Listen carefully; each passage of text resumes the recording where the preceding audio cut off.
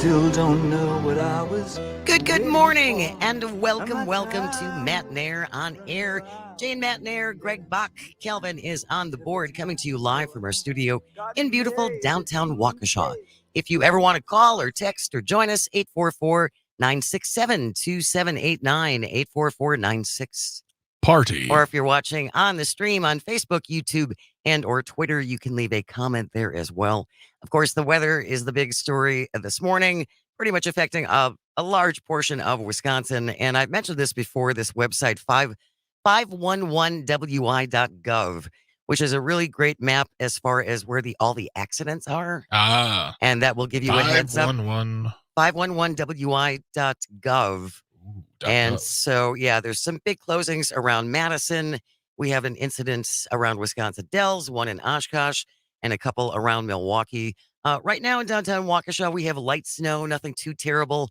If you are further north, or especially in the Madison area, I would be curious to see what you are seeing when you look out the window, because some areas are going to be hit a lot harder than this. I know when you left this morning and you came in very early, Greg Bach. Yeah. It was just raining. It was raining. And just as I got into Waukesha, did it start just the tiniest bit of snow. Yeah. And, they were plowing. Well, no, they weren't plowing. They were salting mainly. And I salted too last night. Well, it kept changing. What a waste. But it kept changing. We didn't know what it was going to be. And on one hand, it was, if you're close to the lake, you're going to get more snow. And then it was, no, if you're close to the lake, you're probably going to get less snow. And then I read the riot act from Luke Mather saying, how could you salt your driveway?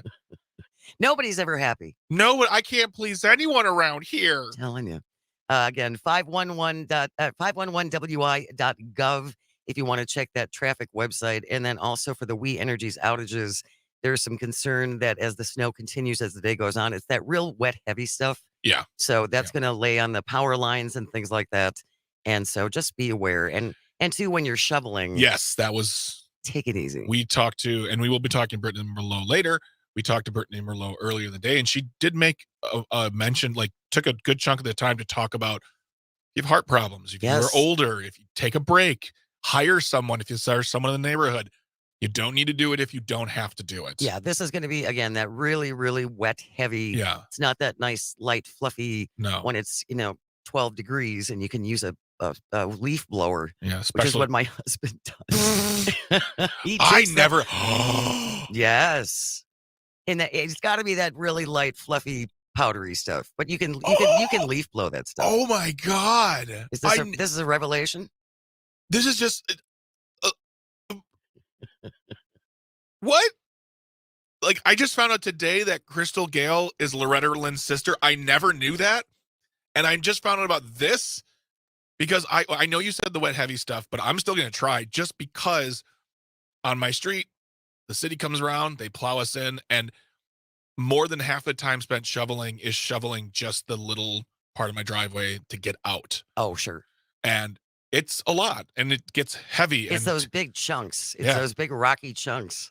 Oh, my God, my mind's blown right now. But again, only for the light, fluffy stuff. Calvin, you are not surprised. I'm gonna You try look like you know the leaf blower method. I've actually never used it, but I'm familiar with it. But yeah, Greg, sorry to break your heart. It's definitely not going to work today. You know what? I don't believe in either one of your non-belief in me.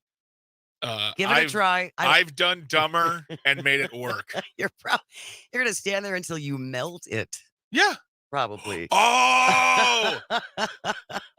Just get a big hair dryer. I'll hook a heating element up to it. There you go. You just melt it. Okay.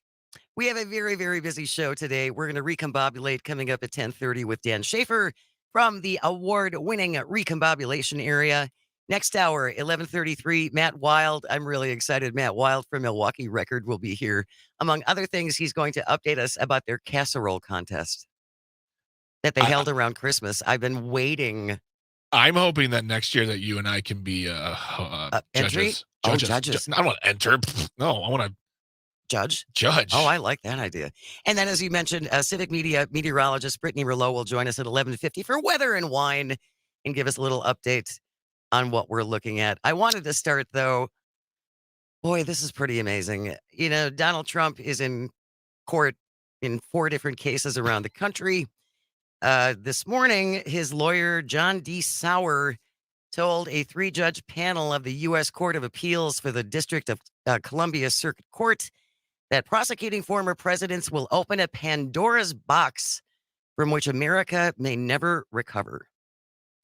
Now, one of the judges said, quote, "You're saying a president could sell pardons, could sell military secrets, could tell SEAL Team 6 to assassinate a political rival?" And the Trump lawyer responded, "If it was part of a president's official duties, he would have to first be impeached and removed from office by Congress before he could be prosecuted." So remember, of course, Donald Trump was impeached twice. The Senate failed to convict him. So again, in this instance, you just get to skate. Failed or refused. There's a difference. There is a difference. Yeah. Special counsel Jack Smith, who's overseeing the prosecution, argues that granting such a sweeping legal shield gives future presidents license to commit crimes like accepting bribes or directing the FBI to plant evidence on political opponents. And it pretty much does give you a free pass to do whatever you want if you're president. Is going on? I mean, like, okay, let's not be naive. Let's not be naive about this. When you're president, when you're higher up in military and or the government, you get away with stuff and people never find out, or you get to write a report that, tastefully covers it up. But this is just blatant. Like, you can be like, "Hey, America, I shot that guy. Yeah. Good luck." Yeah. I mean, it's becoming more and more like I feel like this is turning into a bad comic book. Like the evil leader of a country that we would never live in, but it's America now. And now it's like a dumb Lex Luthor is trying to take over. But it's all right out there. Yeah, exactly. It's all right out there and being argued in the open that, again, Trump was impeached twice but not convicted. So therefore, whatever he did, you can't prosecute him for. I can't even wrap my brain around the logic of that and what that would mean going forward. The less you try to apply logic to it, the better your brain's going to be. I truly believe. 844-967-2789, 844-967-2789. If you want to chime in on this, again, we're talking about an argument going on this morning in a D.C. circuit court that essentially Donald Trump's lawyer says he can do anything. Yeah. It's all fine. He first has to be impeached and then convicted by Congress. Then he can be held accountable. Otherwise, it's all good. Yeah. It's all good. Where did he go to law school? I don't know, but the older I get and the more I look at some of these people, especially members of Congress who are lawyers, yeah, I am ashamed I never gave it a shot. Well, because I was always under the understanding that you have to be a brilliant human being in order to be a lawyer. No. I wanted to be a lawyer. Did you? Yeah. I'm not brilliant. And so I was very intimidated by even trying to attempt it. Yeah. Well, what did Trump's other lawyer say? Didn't she say something about, she's like, I can pretend to be smart? Oh, Alina Habba. Yeah, he's got a real team of winners around him. He does. His lawyer, Alina Habba, who I believe now is one of his lead lawyers, essentially said on a podcast last week that she would rather be pretty than smart because she can fake being smart. Okay. Are you hearing that, little girls around the world? It's better to be pretty. There you go. Good Lord. Better to be pretty than smart because you can always fake smart. Oh my God. And there are people out there who think this man is literally sent by God. Yes. They think he is touched by the Lord himself upon his forehead, Simba style, and is like, all that you touch, all that you see, all that does not cover the shadows and cover the shadows is yours. And Earl Ingram, essentially, he talked about that quite a bit yesterday. There is a fair number of people who absolutely believe that Donald Trump was sent by God. I watched a story, a report on this. The person went to not a rally, but an event, like a convention held by Turning Point USA. Turning Point, of course, being Charlie Kirk and his band of needle nose idiots. This gentleman said what they do is it's because it's also very Christian. So they ostensibly have speakers like your Mike Lindell's. I don't know if Donald Trump was there, but all his sycophants who are saying how put up down he is and how much of a hero he is for you and how much he is an American. And then they have worship music afterwards. So you see people going from this frenzied state of almost cult-like adherence and then going into this religious type of state of worship and honoring. And it's like you paint a picture of Trump as the put upon, the little guy, he will speak for the downtrodden. He's right? David. He's not the Goliath. Right. Yes. And then you worship in God's name because God chose Trump. And then you can go from one to both. That's how they justify it, because God chose him. You can be as hateful and narrow-minded and all the things you want to be because God told you so. It's God's will. It's God's will. He put him upon this earth. And if he wants to kill someone, he will. He can. Because it must be justified. It must be justice. It must be horrifying for people, genuine people of faith, to hear these kinds of things put forward. It's got to be really painful. I don't, if it's Jack from Merrimack or John. It's Bill from Economowoc. Bill, he's the preacher? He's a teacher. He's the teacher, a religion teacher. Mm-hmm. Yeah. Christian leadership teacher. Yeah, we've heard them speak about this. You know, it's like you have to go the extra mile to say, no, and here, let me show you why you are wrong. If you ever want to check in, you can call and or text 844-967-2789 or leave a comment on the live stream on Facebook, YouTube, and or Twitter. When we return, FAFO, consequences. Oh! It's so interesting. Stay close. This is Matenaer on Air across the Civic Media Radio Network. Change me, but you can't twist time. Strange fascination, fascinating me. Our changes are taking the pace I'm going through. Changes. Turn and face the strange. Changes. Oh, look out, you rock and rollers. Changes. Turn and face the strange. Changes. Pretty soon now you're gonna get older. Time may change me, but I can't trace time. I said that time may change me, but I can't trace time.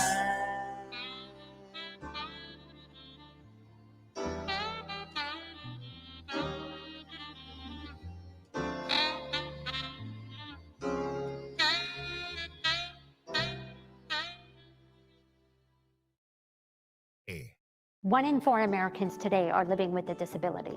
I'm one of them. People with disabilities are extremely talented, resilient problem solvers that have so much to offer. And we've got a trusted ally on our side, an organization we can rely on, Easter Seals. Easter Seals is leading the way to full equity, inclusion, and access to healthcare, employment, and education for people with disabilities, families, and communities.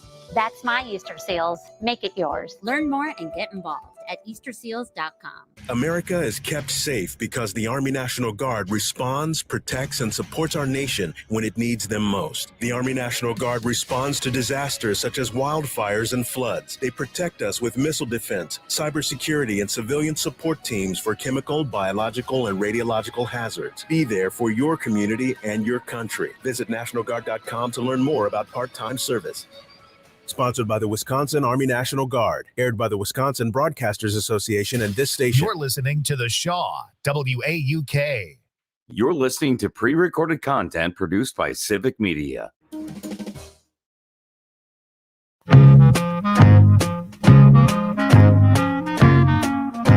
Happy birthday!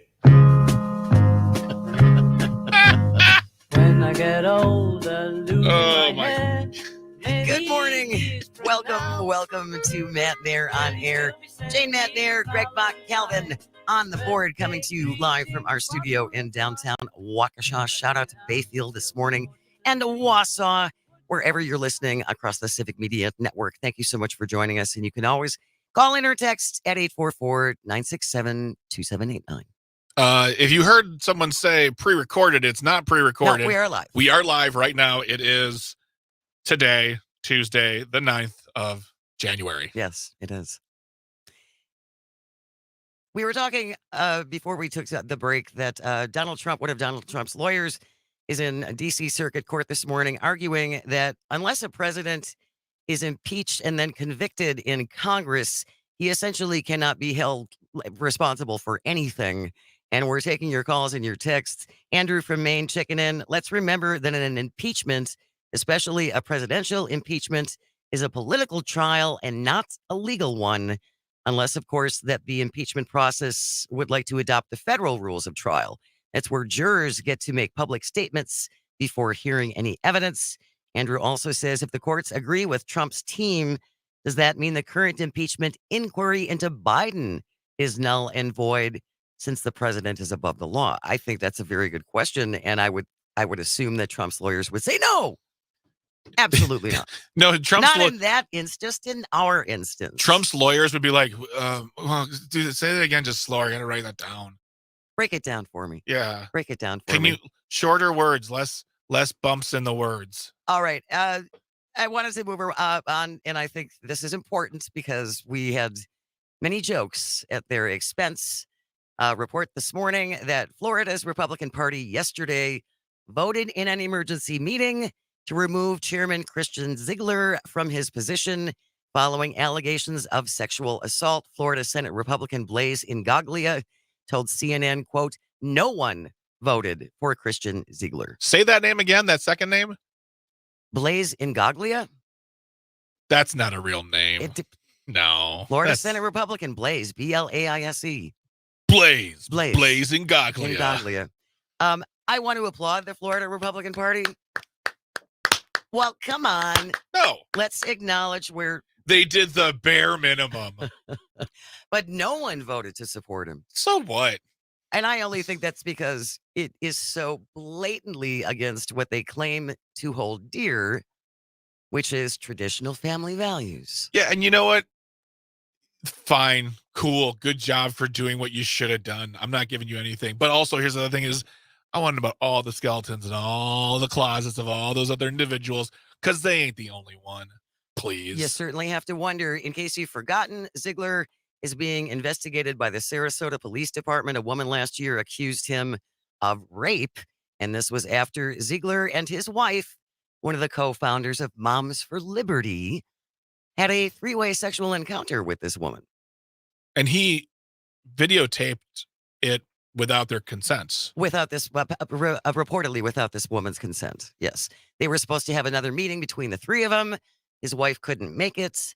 The other woman involved said, I was really here for her. No! Christian Ziegler allegedly went over to her home and forced himself on her and recorded it. And so, again, he has been removed from as the head of the Florida Republican Party. We'll see what happens with his wife. Again, one of the co-founders of Moms for Liberty. I believe she's still on Ron DeSantis's Disney board. I'm pretty sure. I know. I'm just thinking like, all right, Florida, relax, everyone. You're in good hands now. Blaise is in charge. Blaise has got your back. Yeah. And then the other thing, Lauren Boebert from Colorado. Bingo Boebert? Bingo Boebert, Beetlejuice Boebert. She was famously getting frisky with her boyfriend at a musical production, family friendly, by the way, of Beetlejuice, and essentially said she hadn't dated so long she didn't realize there were cameras everywhere. That was her excuse. Yeah. That was her excuse. Yeah. And she also said at the time that they were on a first date. I love when people have a connection, Jane. You You just know. Especially, when you click, you click. Especially over a play, like she loves art. She's an appreciator of the arts. Exactly. So here's more like Lauren Boebert.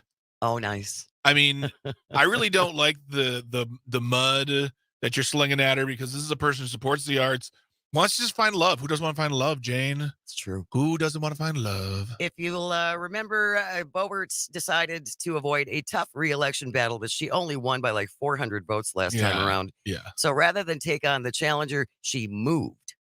She essentially moved to a more conservative district across the state, and now introducing herself to those voters, she's trying to make light of her past issues. Quote, many of you know who I am, Boebert said, telling the Baca County Republicans, I don't have to ask the ushers like at the Buell Theater, which is where Beetlejuice was being performed.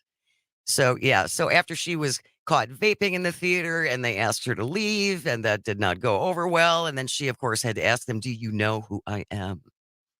Which This is is not gonna. It's so. I mean, could she win? Absolutely, but I don't think it's gonna go well for her because she's. I mean, granted, she's from there, but she's gonna be seen as a carpetbagger in the highest regard, like just a coward. Do you think so? Yeah, because she's like they're gonna know her. Whomever is running against her is gonna say she doesn't. She moved here so she could win. She doesn't have your best interest. She has her own interest. If I was running against her, my whole campaign in a primary Would be that. It would be hammering her for being afraid, not having a good record, and if I'm a conservative, this sort of behavior is not family values behavior. We're better than that. Oh God, the text writes itself. She also, Lauren Boebert, became the subject of an investigation over the weekend after officers were called to a restaurant in Silt, Colorado. Her ex claimed they met up at a restaurant and she punched him in the face. No one was arrested. No one has been charged. Her former husband says he doesn't want her to be charged. Quote, I don't want nothing to happen. Her and I were working through a difficult conversation, unquote. That's Jason Boebert, Bobo's ex. And another thing for Colorado voters to keep in mind, if she gets reelected, then she gets congressional benefits for the rest of her life. Will she? Will she? In a third, it would be her third term. Her third term, but is it starting over in a new district? Mm. That's a good question. We'll have to see if we can find the answer for that. When we return, the one and only Dan Schaefer, we will be recombobulating with Dan Schaefer. We're also going to talk about the medical marijuana bill that was introduced by the Republicans yesterday in the state assembly. Stay close. You're listening to Matenaer on Air. We're on the Civic Media Radio Network. Sunday mornings go for a ride, doing the garden, digging the weeds. Who could ask for more? Will you still need me? Will you still feed me when I'm 64? Every summer we can rent a cottage in the Isle of Wight if it's not too dear. We shall scrimp and save. Grandchildren on your knee. Vera, Chuck, and Dave. Send me a postcard, drop me a line, stating point of view. Indicate precisely what you mean to say. You're sincerely wasting away. Give me your answer, fill in a form, mine forevermore. Or will you still need me? Will you still feed me when I'm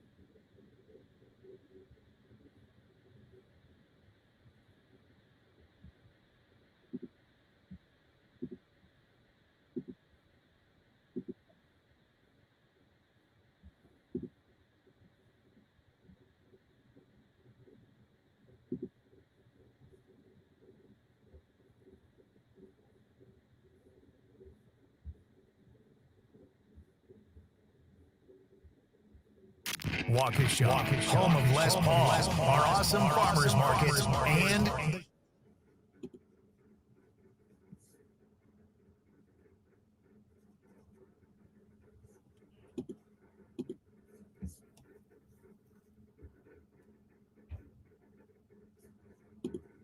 supports our nation when it needs them most. The Army National Guard responds to disasters such as wildfires and floods. They protect us with missile defense, cybersecurity, and civilian support teams for chemical, biological, and radiological hazards. Be there for your community and your country. Visit NationalGuard.com to learn more about part-time service. Sponsored by the Wisconsin Army National Guard. Aired by the Wisconsin Broadcast.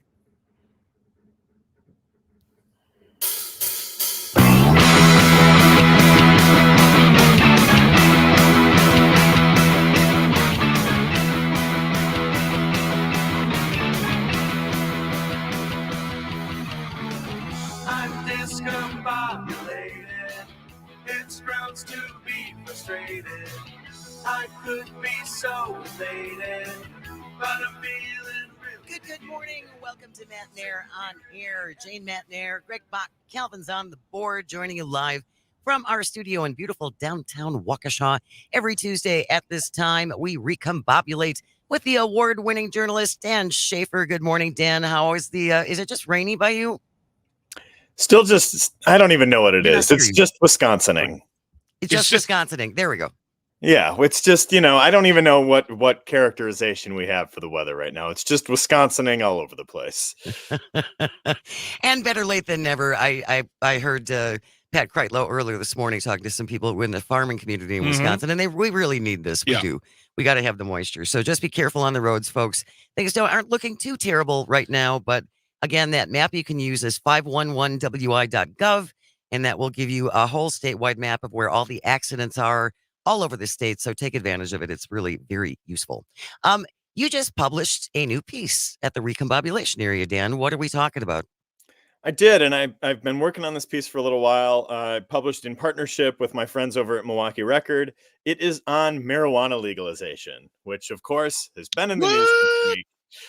With the Republican proposal dropped yesterday about medical marijuana. But the piece that I wrote was really about recreational marijuana and what in the world Wisconsin is doing on this issue right now, because we are now surrounded by so many other states in the Midwest that have legalized recreational marijuana. And Wisconsin is one of only 12 states to have no comprehensive cannabis policy, to have no medical or recreational marijuana legalized. We are pretty far behind our Midwestern neighbors. And now, the majority of the population of the U.S. now lives in a state where marijuana is legal. Recreational marijuana is legal. And so I just kind of dove into it thinking, what in the world are we doing here? And how can we get to a point where we can make a common sense decision on policy and, puff pass this legislation on marijuana legalization? I did that just to annoy Greg, and it is working. For those of you on the live stream, Greg has his head in his hands reacting to my You're a father, okay? Greg.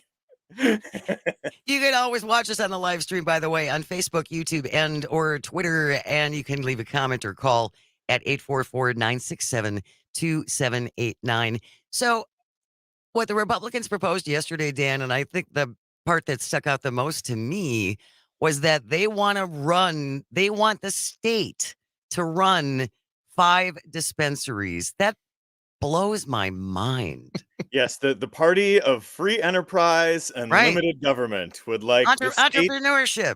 The state to run would like for Wisconsin to be the only state in the country to have state-run medical marijuana dispensaries, 5 of them across the state, which I have to imagine for a lot of people, it's going to be a whole lot closer to drive to Illinois or Michigan or Minnesota to go to a legal marijuana dispensary. There was a report from the Wisconsin Policy Forum last year that said the majority of Wisconsin's population is within a 70-minute drive of a legal dispensary. That was before Minnesota legalized, so I have to imagine that number is shifting quite significantly with that one. So yeah, it's not great what we're doing right now, and it just doesn't make a whole lot of sense. And yeah, the whole state-run thing, that's already getting pushed back within Republicans in the Wisconsin state legislature. This is a proposal that came through from Assembly Speaker Robin Vos and Assembly Republicans. I saw a key Senate Republican, Mary Felskowski, who's advocated for medical marijuana in the past, came out saying, hey, I like medical marijuana. I don't really understand this whole state-run thing. I think we should involve private industry to involve, to administer these things the way we do, any other kind of medicine in the state. So that was pretty weird. Another example of the Assembly and the Senate Republicans not really being on the same page in the state legislature. But I don't know. Is this the best we're going to get right now? I don't really know. Well, honestly, like we talked about this yesterday when it came down, when the language came down, that just goes to show how little the architects of this bill know about the process as on the whole. Like they, in their heads, they think, well, this is how we can do it. This is how we should do it. Here's 9 things that can affect you. We'll do 5 stores. Done. Like, I think in their head they've succeeded. They don't understand why this is an issue. That in 2 years they're going to have to build 10 more stores then, or just do the smart thing and take one of the 50 vape shops and say, all right, you apply for a license, you sell it through them. These are your guidelines. These are your restrictions, and you will be taxed accordingly. So, thus and so, because like we said, doing the emissions in the state was apparently too much of a hassle. They had to push it on a private business. Selling weed is going to be 10 times harder. And the other question I have about that, and I might be completely wrong about this, Dan, marijuana is still classified as a Schedule I drug, is it not? Yeah, there's some federal factors within this. I think that the Biden administration has taken a number of steps to kind of slow roll a decriminalization, more or less, to expunge a lot of convictions and take the steps that they can through the executive branch. But I don't know exactly what the path is that they can do. But another thing that I thought was interesting about this move in Wisconsin was that this would generate 0 tax dollars. It would essentially be revenue neutral with setting up these state-run facilities and not getting any revenue in return. In contrast to that, the bill proposed by Democratic State Senator Melissa Agard, who has been trying to propose legalization efforts for about a decade, the Legislative Fiscal Bureau estimated that in 1 year that would generate close to $170 million in tax revenue. So you could have, door number 1, we have state-run medical marijuana facilities, the most restrictive in the nation, as Robin Vos characterized it. Or door number 2, just do legal recreational marijuana and generate $170 million and do the thing that every state around us seems to be doing.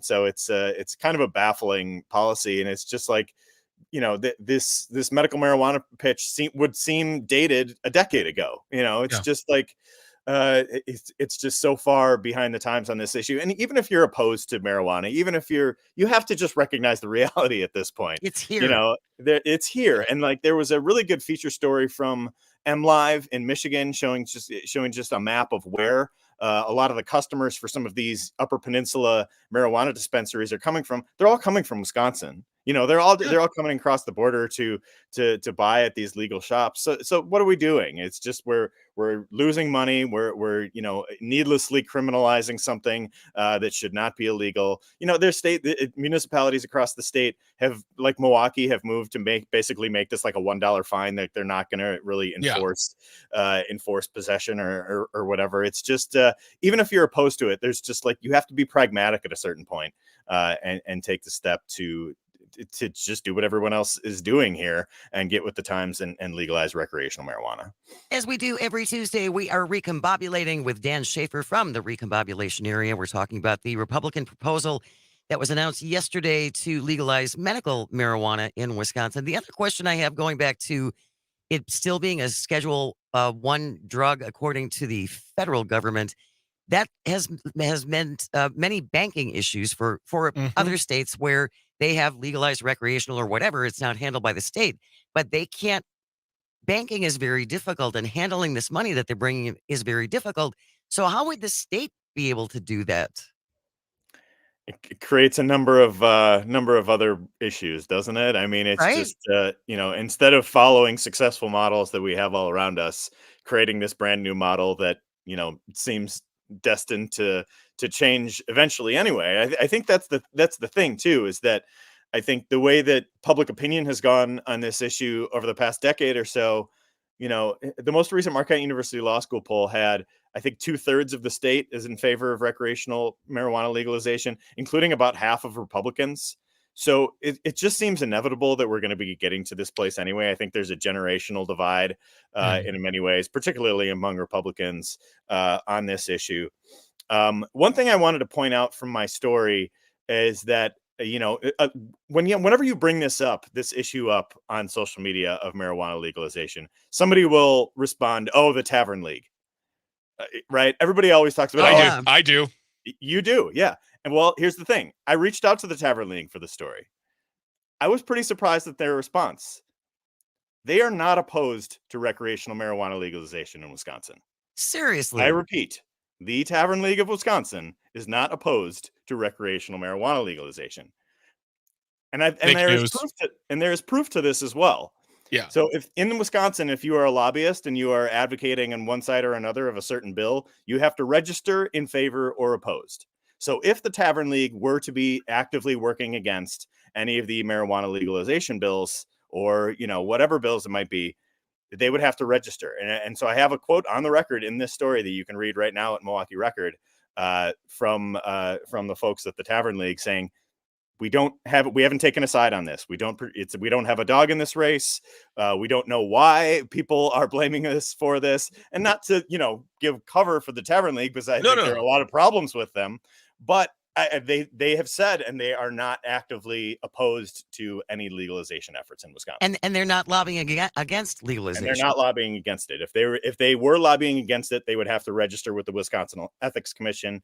I included links to all of that, and you can investigate all of their lobbying efforts on that page, but they are not actively lobbying against any recreational marijuana legalization bills. Well, and I just want to say this, and good for you, Dan Schaefer, for actually calling the Tavern League to find out their position on this, because you're right. They've been getting blamed for this for at least a decade. Yeah.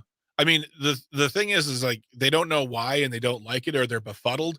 Then at least go out on your Twitter account, on your social media, and just make a statement. We do not take a position on this, and here are the supporting factors, just like you did, at least to give themselves cover. Because if that's something that they've been taking on for a long time, they're taking the aimless blame, which I have been talking about for years now, never knowing, because it was always told there was the Tavern League. Right. Then you got to do something for yourself to cover your own tuckuses, because if you're just sitting there going, well, why are they saying that? Well, no one knows. Well, that's why I wanted to ask them, because it was one of those things that, like, when I talked to certain people about it on the issue, they were just like, I don't really think it's the Tavern League. And I was like, really? Yeah, I don't really think so. So I went, I reached out to their government affairs officer and their spokespeople and had an on the record interview with them, and now have them quoted as saying that they are not opposed to marijuana legalization in Wisconsin. So is it just a generational thing then, Dan? This reluctance? I think it's gonna sound partisan, but it's just Republicans. It's just the Republicans in the legislature. It's Robin Voss. Republicans, though. It's certain Republicans. Well, and it's certain Republicans too. And that's one of the things that, I interviewed State Senator Melissa Agard for this piece, and subscribers to the Recombobulation Area can listen to that full interview. And she said that, there are a number of Republicans in the caucus who have told her that if she gets this bill to the floor, the full recreational marijuana legalization bill to the floor, that they'll vote with her, that they would support marijuana legalization. But they said they can't really cross leadership, and leadership sets the committee schedule and allows which bills to get a public hearing. So it is Robin Voss and it is Devin LeMahieu. And those are the people, so often we're what's the nefarious motive here? Is it the Tavern League? Is it this other thing? It's just Republican leadership. Like so many issues in Wisconsin that they are out of step with and out of touch with. And it's the minority ruling over the majority, as they have in so many ways. And I think that's what's happening here. Is I think you'd get a number of Republicans that would support legalization if you just had a clean bill for it reach the floor in the Assembly or the Senate. But they're just not going to be able to do anything to counter the leadership and their position on it. If you want to chime in on this, 844-967-2789, 844-96 Party. Or you can watch on the live stream on Facebook, YouTube, and Twitter. Dan will still be here. We will continue recombobulating. Stay close. You're listening to Matenaer on air across the Civic Media Radio Network. hoping for a relaxing weekend. Once I get strapped in the 210, wheels up and we'll be rocking, getting out of frozen Wisconsin. I need you to recombobulate me. I want you to recombobulate me. I need you to recombobulate me. Won't somebody recombobulate me?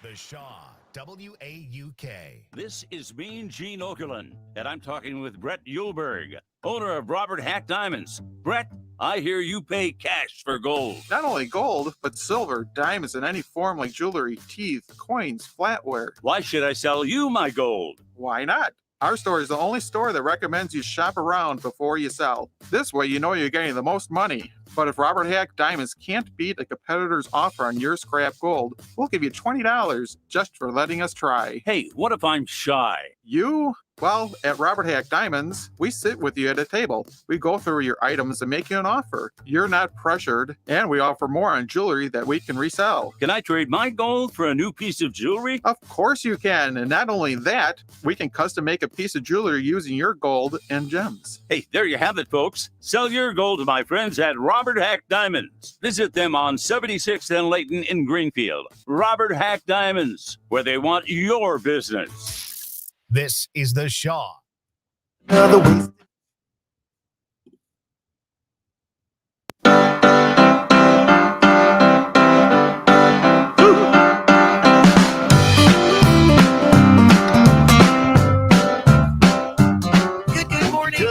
Welcome to Matenaer on air. Jane Matenaer, Greg Bach, Calvin's on the board, coming to you live from our studio in beautiful downtown Waukesha. Just a reminder to download the Civic Media app. You can find it wherever you get your app things. Where do you app? I app at the Google Play Store. Me too. And if you want, you can go to the Civic Media app or Google Play and get that Civic Media app. You know what other app you actually can get? What? The Wisconsin 511 app. Oh, that's It's nice. in an app form. That's cool. Take advantage of that. 511wi.gov. It'll show you where all the accidents are around the state. It's really very useful. It's where it's happening. Oh, nice. And our app is free, so make sure you don't you shake your head at me, Dan Schaefer. Don't you shake your head at me. It's the pun off. Dan Schaefer is here, as he is every Tuesday, to recombobulate.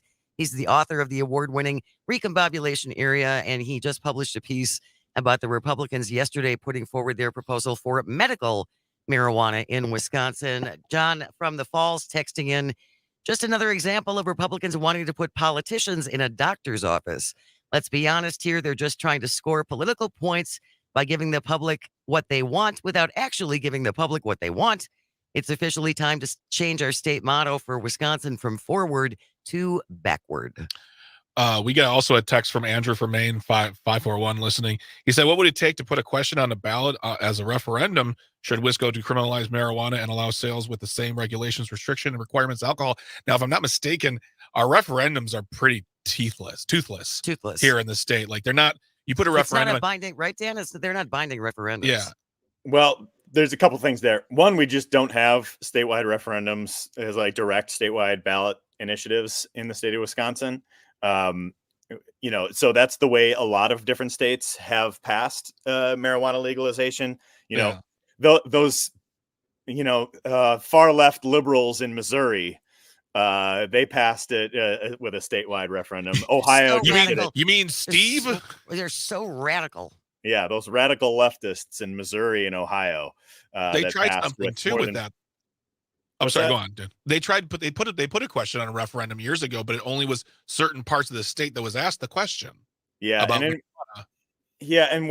actually in that shared revenue bill, they banned those types of non-binding questions, referendum questions. So they don't want to hear from the public on that because they keep revealing that, people want legal marijuana or reproductive rights or whatever it might be that will be on those referendums. So in Wisconsin, it would have to be an amendment to the state constitution, which would be required action by the state legislature anyway. So And it's that's not going to happen. which isn't going to happen. So No. basically the only real path forward for legalization is through the Republican controlled Wisconsin state legislature. And I think you touched on it a little bit there, is that, this is an election year. This is an election year for the state legislature. They are clearly losing the public opinion battle on the marijuana legalization issue. And I think you hit it right on the head, saying that this is a way to fend off some election year challenges. If we have an election under new maps, some of the places that have been so heavily gerrymandered in the state of Wisconsin would include the Milwaukee area suburbs. Milwaukee area suburbs are not too far from Illinois. So are people going to say, like, hey, make this an issue in a lot of these elections, saying that we should legalize recreational marijuana in the state? I think it's a winning issue for Democrats, and it's clearly driving a wedge between Republicans, many of those who do support recreational legalization. When you mentioned that yesterday, as far as it being like, listening to the people and trying to propose legislation to do something, once again, I just imagine the group of Republicans who got together and put this together and said, see, we did something. Vote for us. Maybe they'll be nice to us now. I mean, they want a participation trophy for this, right? Yes. Yeah, right. Yes. Yeah, absolutely. I mean, they in their heads, they thought, wow, this will get them. This will really get them. We got them. They're gonna vote for us. But the thing that sticks out to me too, Dan, is the whole fact that this would not be a revenue generator. Yeah. That is like come on. I know people who don't smoke weed who want this for revenue generation. Just for the tax. Exactly. Tax relief. I mean, schools, and Andrew from Maine already said too, $170 million extra to spend on childcare. Heck no. But $170 million extra to throw at a sports team? Oh, yeah, we can make that happen. They would sooner give it back to the people in a rebate than they would spend it on the people overall in certain programs. That's what the Republicans love doing. So, Dan, and we've talked about this before on the show in general, just about contacting your lawmakers. Call them. Seriously, call them. And if you go to myvotewi.gov, that will list off every single elected official who represents you in your district and give you all their numbers and all their contact information and everything. Because what else can we do? And I think there are simple steps that the legislature could take. And one is just have a public hearing on the Democrats' bill on this, or reach across the aisle. Like we have, that was another thing that Senator Agard mentioned in our interviews. She's saying, like, there are a number of bipartisan wins this past year in the legislature. You look at shared revenue, you look at the brewers, you look at the alcohol policy reform bill. Those were all things that passed with bipartisan support. If we want something that's really going to work for Wisconsin, you're not going to get it just through one side of the assembly. We're going to just have a public hearing on what the Democrats' bill are, or work together on something. Like these are not, extraordinarily difficult steps to take. But I think, one of the things that she said is that, she said she thinks this will pass within the next 2 legislative sessions. So I guess optimistically, before the end of the decade, Wisconsin might have recreational marijuana. We're still going to be about a decade behind the times, no matter what. I just want to reassure Robin Voss and Devin Lemahue that if they do decide to hold public hearings on this, you can ignore what people say anyway. You don't have to actually listen to what they say. You can just continue to do what you want, but throw them the bone and have them let them speak so they at least feel good. And dodge them tomatoes coming at you. Dodge those tomatoes. Whoa, whoa. Dan Schaefer, I highly recommend you subscribe to his wonderful recombobulation area, especially now we're in 2024. It's an election year and nobody breaks it down quite as thoroughly as Dan Schaefer.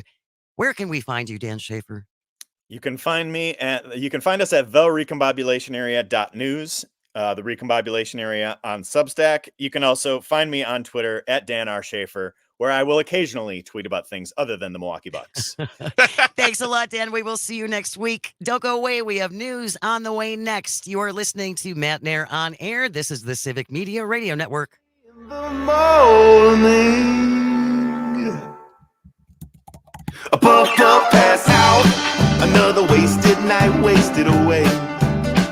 Puff, puff, pass out. Hit, and you hit the hay. Puff, puff, pass out. Crash out. Right onto a stranger's couch. When you puff, you pass.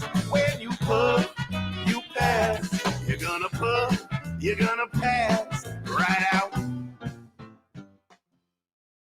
Fighting traffic on the interstates. This is The Shaw, 540 AM and 101.1 FM, WAUK. Your news, conversations, and a whole lot of fun. It's all on your local Civic Media radio station or the Civic Media app. This is Chuck Smith, founder of Current Electric. I want to thank you, Southeast Wisconsin, for making us #1 electrical service company in our area. From residential and commercial to all things solar. Do you know the #1 reason people call Current Electric? It is trust. We answer the call. They trust our heroes in their home and businesses. With 8,500 5-star reviews and growing, I'm so very proud of our team of heroes.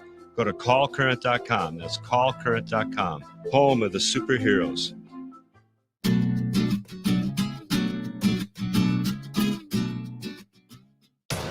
You're listening to The Shaw, WAUK 540 AM Jackson, W266DR Waukesha, and always streaming on the Civic Media app.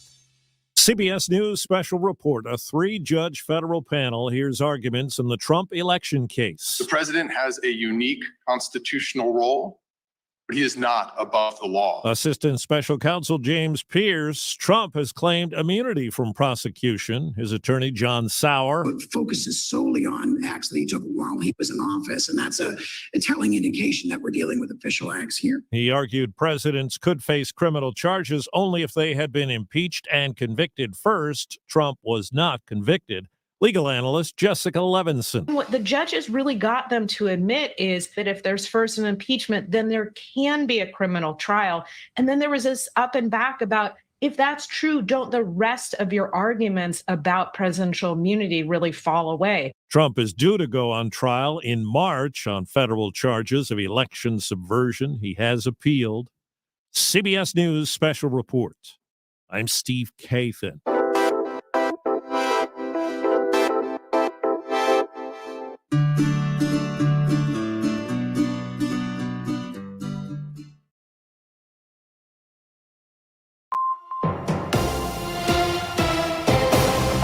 Civic Media News, I'm Terry Bell. Here's what Wisconsin needs to know.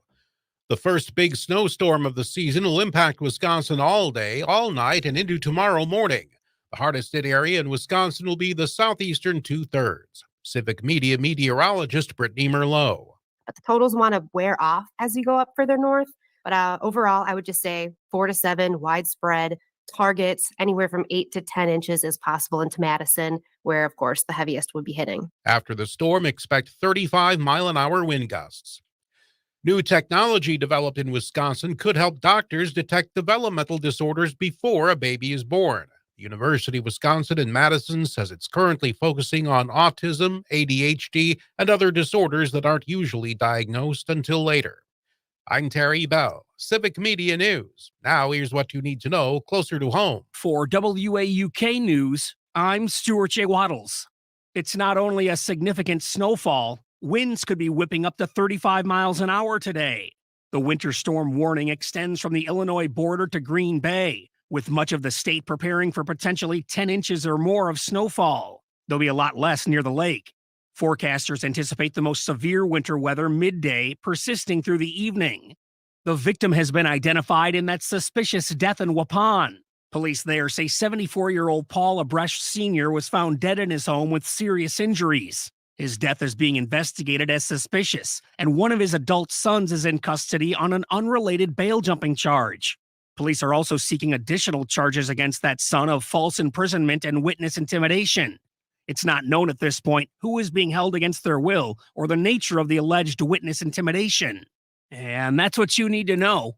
I'm Stuart J. Waddles, WAUK News. America is kept safe because the Army National Guard responds, protects, and supports our nation when it needs them most. The Army National Guard responds to disasters such as wildfires and floods. They protect us with missile defense, cybersecurity, and civilian support teams for chemical, biological, and radiological hazards. Be there for your community and your country. Visit NationalGuard.com to learn more about part-time service.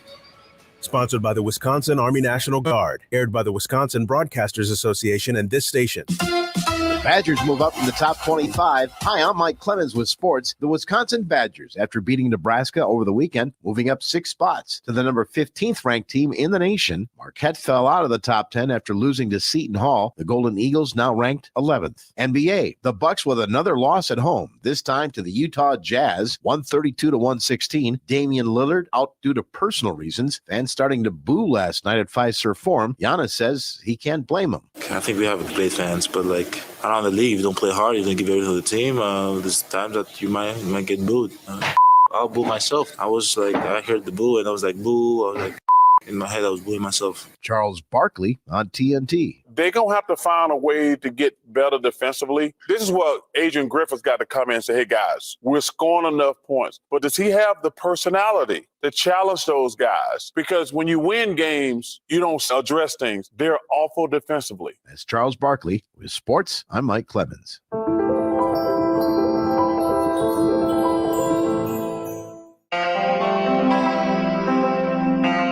I'm meteorologist Brittany Merlot with a look at your weather ahead. A winter storm warning in effect now. Temperatures above freezing, creating a rain and snow mix, turning to all snow after 3 o'clock, with heavy snow bands at times and winds whipping up to 40 miles per hour. 2 to 5 inches is likely by the lake, with 5 to 8 inches possible further inland. Right now, it's 30. The fastest hour in radio, serving truth, justice, and equality with every slice. Outside the Pizza Box with Pizza Box Mike. Friday nights at 7 on the Shaw, 540 AM and 101.1 FM WAUK. It's never personal, only politics. The Devil's Advocates Radio Show with Dom and Cruz. Weekdays from 4 until 6 on your local Civic Media radio station and on the Civic Media app.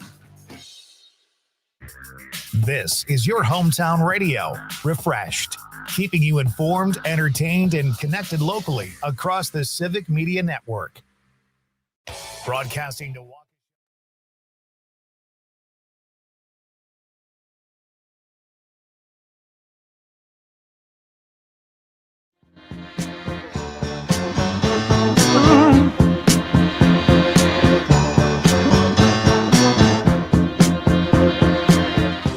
Good morning. Thank you for joining us. Matenaer on air. Jane Matenaer, Greg Bach, Calvin's on the board, coming to you live from our studio in a snowy downtown Waukesha. Shout out to listeners in Madison listening on WMDX and WFHR. Really appreciate you joining us today. You can always text. You can call at 844-967-2789, 844-967-2789. Or if you're watching the live stream on Facebook, YouTube, and or Twitter, you can leave comments there as well. Lots of stuff coming up this hour. Matt Wild from Milwaukee Record is joining us. Me too, at 11:33. Milwaukee Record is so much fun. Oh, yeah, it is. And they do all kinds of silly things, including a casserole contest that they had around Christmas time. So we're going to get an update on that.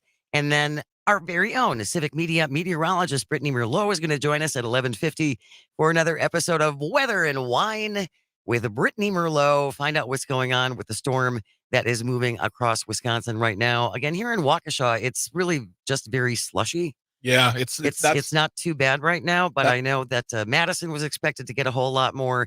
It's really going to depend where you are in the state. Yeah. As far as what's happening with that. So, but again, you can always join us, 844-967-2789. Jimmy Kimmel is not letting it go. As he shouldn't. Jimmy Kimmel went off seriously. His first show last night of the new year, the Jimmy Kimmel Show, just opened his monologue by blasting Aaron Rodgers, and Rodgers essentially implying that Jimmy Kimmel was a friend of Jeffrey Epstein, and may have been sex trafficking children or was involved in having sex with children. He was Aaron Rodgers was accusing or making the accusation that Jimmy Kimmel would be on the list of names who flew on his plane. Yeah, exactly. Yeah. So, yeah. And I don't think Jimmy Kimmel should have let it go because, as he said in his tweet, you're putting my family in danger when you do things like that because you say things, people believe you. Oh, yes. And they come at him. Kevin, we got that first clip from Jimmy Kimmel. Let's play that, please. Did you hear this story about me and Aaron Rodgers, the former quarterback for the Packers? All right. So what happened is he's a Jets quarterback now. He went on a show on ESPN, the Pat McAfee show, and out of the blue insinuated that I was nervous because the Jeffrey Epstein list was coming out. He said I was hoping it wouldn't and that he was going to pop a bottle of something to celebrate when he did. And then it did come out. And of course, my name wasn't on it and isn't on it and won't ever be on. I don't know Jeffrey Epstein. I've never met Jeffrey Epstein. I'm not on a list. I was not on a plane or an island or anything ever. And I suggested that if Aaron wanted to make false and very damaging statements like that we should do it in court so he could share his proof with like a judge. Because, you know, when you hear a guy who won a Super Bowl and did all the State Farm commercials say something like this, a lot of people believe it. A lot of delusional people honestly believe I am meeting up with Tom Hanks and Oprah at Shakey's once a week to eat pizza and drink the blood of children. And I know this because I hear from these people often. My wife hears from them. My kids hear from them. My poor mailman hears from these people. And now we're hearing from lots more of them thanks to Aaron Rodgers, who I guess believes one of two things. Either he actually believes my name was going to be on Epstein's list, which is insane, or the more likely scenario is he doesn't actually believe that. He just said it because he's mad at me for making fun of his top knot and his lies about being vaccinated. That's Jimmy Kimmel's opening monologue from last night addressing this argument that he's having ongoing thing with Aaron Rodgers. And I do want to point out, you know, the audience laughed when he said, people think that I'm meeting up with Tom Hanks and Oprah Winfrey to go eat pizza and drink the blood of children. Yeah. There are people who believe that. There was a guy who took a gun to a pizza shop in D.C. over that. Yes. I mean, who believed that they were keeping children in the basement. This pizza restaurant had no basement, but he went with a gun to free these children. And so, again, I realize we all take a chuckle at this, but this is the world we're living in now, when certain people who hear these kinds of things take it very much as gospel and will act on it. Well, and that just infuriates me towards the people who say it's just a joke. You just get over it. It's like, no. You want to make fun of Jimmy Kimmel? There's 1,000 different ways to make fun of anybody that's not in a way that, I mean, especially a public figure, I should say. But when you say something like that, like he said, you put his family in harm's way. Yes. And you could hear the tone in his voice. He's trying to be jovial and funny, but you could hear when he was saying, say it in court in front of a judge. Well, and I think he also, when he said, they're contacting my wife. Yeah. They're contacting my children. Yep. Do you think people are sending them messages on their social media saying, hey, no, I don't, your dad shouldn't have said that. No, they're probably getting death threats. And Aaron Rodgers gets to walk away going, I'm just kidding. Yeah, it was just a joke. And Pat McAfee, too. Oh, well, he apologized, but that was probably only after ESPN saying, you have to say something. And I'm sure Pat McAfee said, dude, don't ever do that again. And also, not to be funny, but call it a Jets quarterback. He's not a Packer anymore. They call him former. I don't care, but he's a Jets. He is the Jets. Yes. He's the current injured Jets quarterback. Let them own him. Yes. He's yours now. Yes. You bought damaged goods. You bought him as is fine. But yeah, I don't want to see him go to court, but I want to see there be some kind of consequence for this, because people throwing around this kind of information, these accusations, like, there are laws for a reason. And just saying like, oh, you'd be on a list, that list being this list saying these people did these things. Oh, man, no, you don't get to do that. We're talking about Jimmy Kimmel and Aaron Rodgers' ongoing feud. Jimmy Kimmel came out swinging last night, his first show back in 2024, and essentially calling out Aaron Rodgers. He also is equating this back to, at one point, Rodgers was talking about UFOs. Oh, yeah.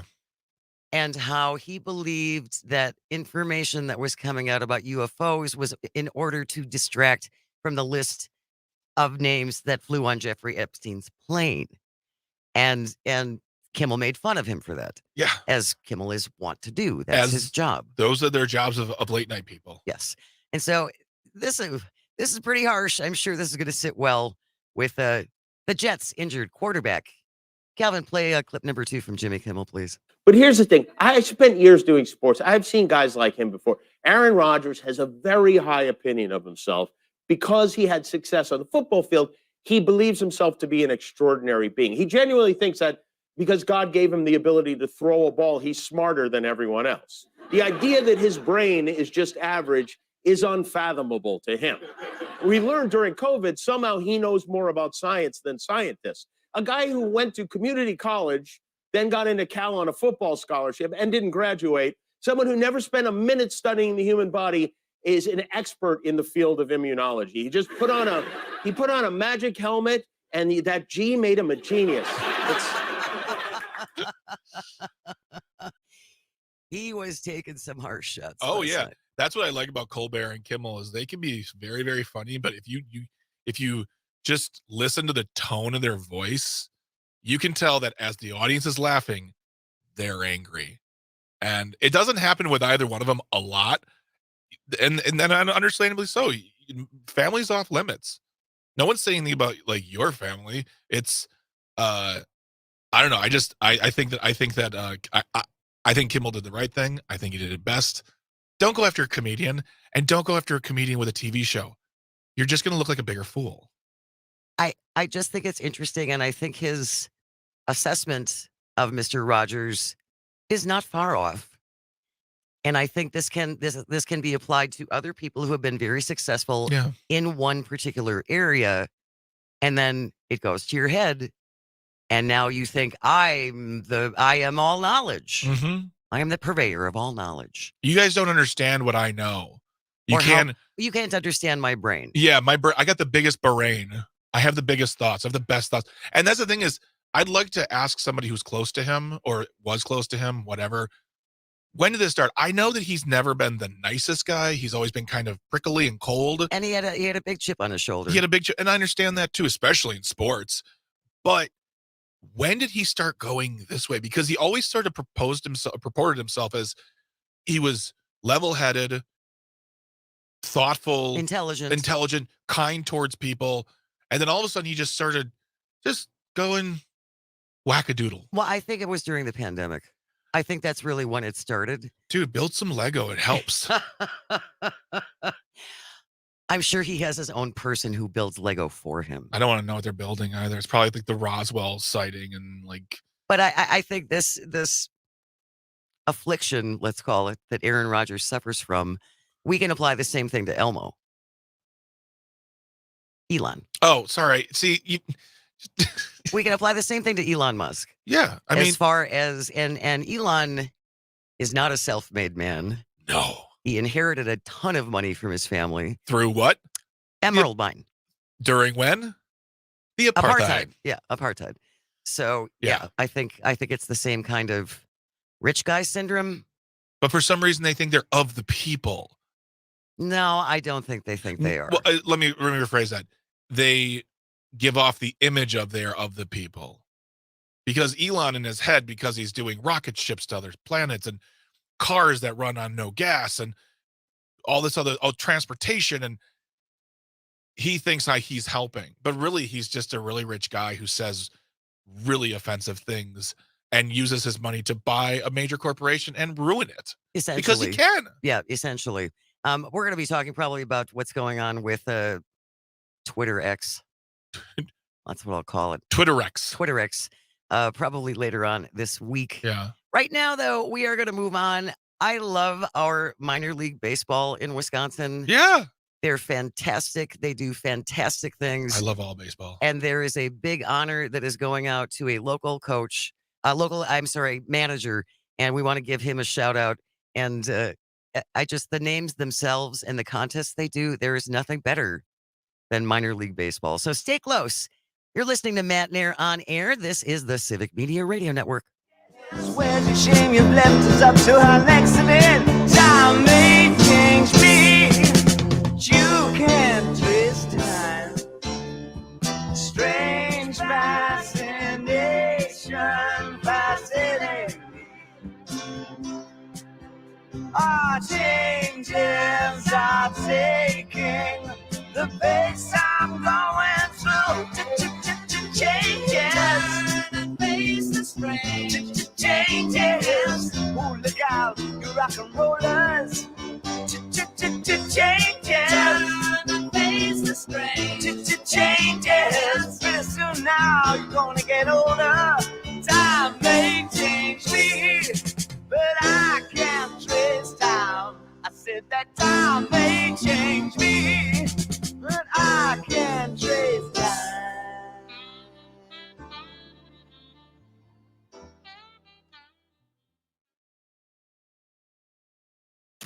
You're listening to The Shaw, WAUK.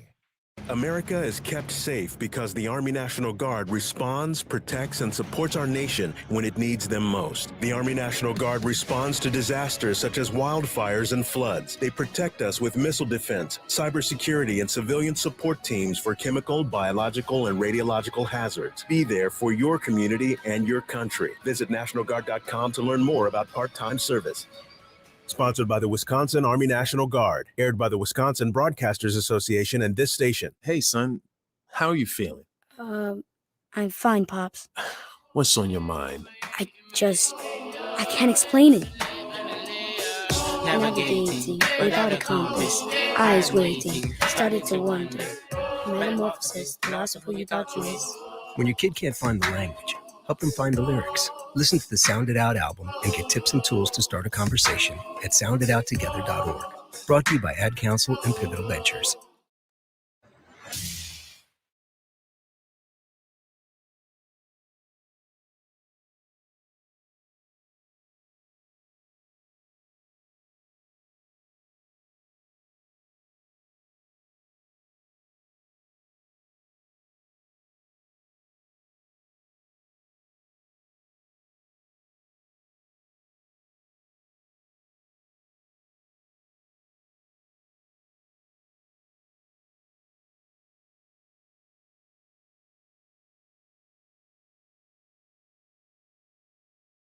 Air. Jane Matenaer, Greg Bach, Calvin on the board, coming to you live from our studio in downtown Waukesha. Yes, it is. It is it's the 40th anniversary of my 24th birthday. But I think that's really mean of you to be like, hey, everybody, it's my birthday. Here's some math. Here's some math. I'm 64. Yeah. Hey, you look great. You sound great. You're fiery as ever. Thank you. Come on now. And I'm still on this side of the dirt. That's right. And you have Matenaer on air. So it's a good day. There you go. Thank you very much. You're welcome. Thank you, Calvin, for the first shout out earlier in the show where I just totally forgot to say anything. That's fine. All right. I want to give a shout out to the Wisconsin Timber Rattlers. Oh boy. Say that 12 times fast. Wisconsin Timber Rattlers president Rob Zurjov has been named Minor League Executive of the Year. Well done, Rob. That's great. He's been with the Timber Rattlers for 27 years. Woo, mother glory. 27 years. He says he'll never forget his first time watching the Brewers play at County Stadium in 1983. It's been almost 30 years since he started with the Wisconsin Timber Rattlers and has now been named Baseball America's 2023 Executive of the Year. I just love baseball so much. I know you do. I do. And this is great. I didn't know they gave awards out to executives. And I mean, you stick with a minor league team like that for that long, you got to love the game. And absolutely. Yeah, I'm looking forward to it. I'm going to spring training this year. I'm looking forward to that. Oh, you're going to be in Arizona. Nice. Yeah. Baseball America said 2023 was a banner year for the Timber Rattlers. They're based in Appleton, and they're a minor league affiliate of the Brew Crew. Last year, they wrapped up a $12 million stadium renovation at Fox City Stadium. Zurjov, who's the president and CEO, said the team saw a 10% bump in attendance last year. Nice. Which is great. And the one thing I love about these minor league teams, other than their names, because I think they have the greatest names on the planet. Oh, yeah. Is it the Fond du Lac Dock Spiders? Okay, I'm looking that up. I love the dock spiders so much. They do the most creative and unique and hilarious contests. Yes, absolutely. Like nothing else. I know hockey does it too, and even in professional hockey they do this a lot. But that is one of the things that I love so much about minor league baseball is this silly contest that they have, and really get their fans involved. So apparently, one of the Timber Rattlers thing is the brat gun. Yeah, Is it exactly what I think it is? it shoots out brats. Oh, please tell me that they go in cold and come shooting out hot. That's what I want in my life. Bratzuka. It's called Bratzuka, a giant cannon that launches brats into the crowd during a game. Bratzuka. Sergev says, I think I've seen it over 1,000 times, but every time I hear the music that intros the Bratzuka, I stop where I am and I have to watch it. I have to find that. It is something that never gets old. Also, like, you bring up like the dock spiders, and like there's the Kenosha Kingfish, there's the Milwaukee Milkmen, Right. although not technically a minor league team. They are an independent team, but they're all hooked to MLB. Right. They have awesome team logos. They're like cartoons almost. Like the Brewers, don't get me wrong, Brewers got a slick logo. I love the Brewers logo. But like the Dock Spiders is cool because it just says the Dock Spiders and it has this like angry spider over top of it. It's so great. Yeah, I mean it's just absolutely fun. Yeah, it really is. They're so creative, and I have yet to go to a minor league game. I would certainly like to do that this summer. We're going this summer. We can put that on our to-do list. We'll go to I mean, here's the thing is we can go to a Timber Rattlers game too. We can do that. Maybe do a show up there and then go to a Timber Rattlers game. Or do a show from the Timber Rattlers Stadium. And then we'll go see a Milkman game and then go see a Kingfish game. And what's great is that they're very talented players. They're way better than I am, but there's still a lot of these guys there's still an element of the pitcher being 12 people this game. You're right. But Yeah. I mean, there are a lot of folks who are a lot of guys who have played with this team before they move up to the Brewers. Last Milkman game, they were celebrating. It was the Chicago Dogs. They were celebrating one of their players who just moved up. I think he was going to Tampa Bay or to St. Louis. Like he was being called up to the majors. And wow. Yeah, I mean that happens on a fairly regular basis, and that's amazing. Wes from Middleton checking in, listening on WMDX. Do not sleep on the Beloit Sky Carp. Well, I feel like that is a sentence I never thought I'd hear in my entire life. Do not sleep on the Beloit Sky Carp. We may just have to do a whole summer-long tour of all of our different minor league teams, but I don't know. We're gonna miss out, I think, Greg, if we don't make if we don't make the Timber Rattlers Bratzuka. Oh no, I agree. And a Milkman game is great because it's incredibly affordable. And all those games They all are. Yes, because MLB is expensive to take a family to now. Well, if I'm not mistaken, they said that there's a new rule saying that if you fall below a certain place, like if you lose more than 100 games in a season, you can't charge more than $100 for a ticket. Because they're like, you don't add value. People aren't going to come see you. Interesting. Yeah. A sky carp, by the way, is the slang term from the Midwest for a goose that does not migrate in the winter. What a great term. I just saw 3 geese yesterday. No, you saw 3 sky carp. I swear to God. I was after the show and I went out to the car and I can hear them quacking.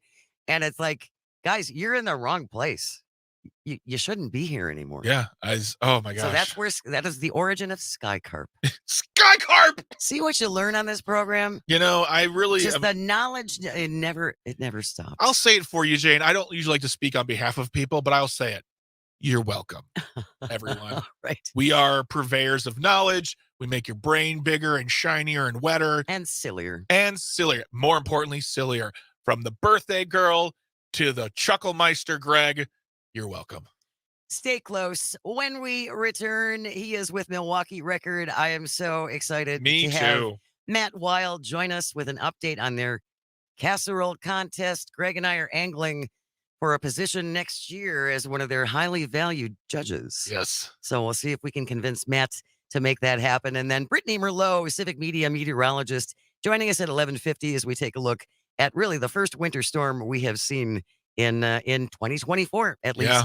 Stay with us. You're listening to Matenaer on air across the civic.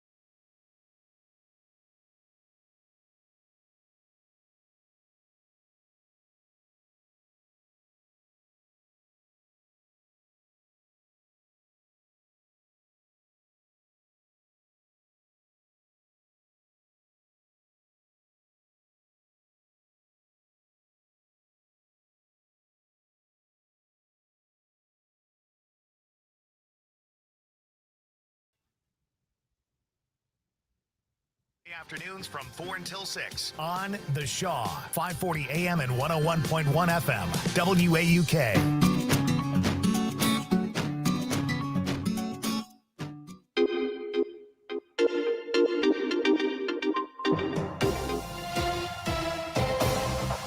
Civic Media News.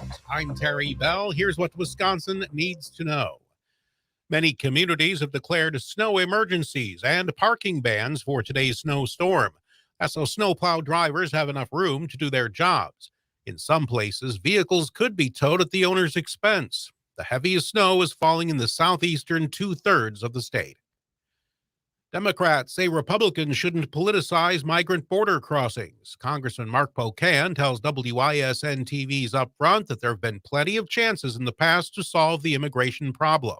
That fixed much of the broken immigration law that right now is largely broken. And Congress has been idle on dealing with this now for a couple decades. Some Republicans want to shut the government down this month if there's no deal. I'm Terry Bell, Civic Media News. Now here's what you need to know closer to home. For WAUK News, I'm Stuart J. Waddles. The school closing alerts and messages started going out yesterday. Some big ones came out this morning. Most schools now use a text system to alert parents about closures, with MPS and Racine and Kenosha Unified Schools sending that notification this morning. The winter storm warning is in effect until 3 a.m. tomorrow, with forecasters anticipating up to 10 inches of snow in some inland areas. Milwaukee, Racine, Kenosha, and lakefront communities may see around 3 inches of snow. The brain room for the Brewers ballpark is getting filled up. Governor Tony Evers has put out the names of the first 7 members of a new 13-person baseball park district for American Family Field. The new board lineup includes 6 appointees by the governor, with 2 from a list provided by the city of Milwaukee and Milwaukee County. And that's what you need to know. I'm Stuart J. Waddles, WAUK News. America is kept safe because the Army National Guard responds, protects, and supports our nation when it needs them most. The Army National Guard responds to disasters such as wildfires and floods. They protect us with missile defense, cybersecurity, and civilian support teams for chemical, biological, and radiological hazards. Be there for your community and your country. Visit NationalGuard.com to learn more about part-time service. Sponsored by the Wisconsin Army National Guard. Aired by the Wisconsin Broadcasters Association and this station.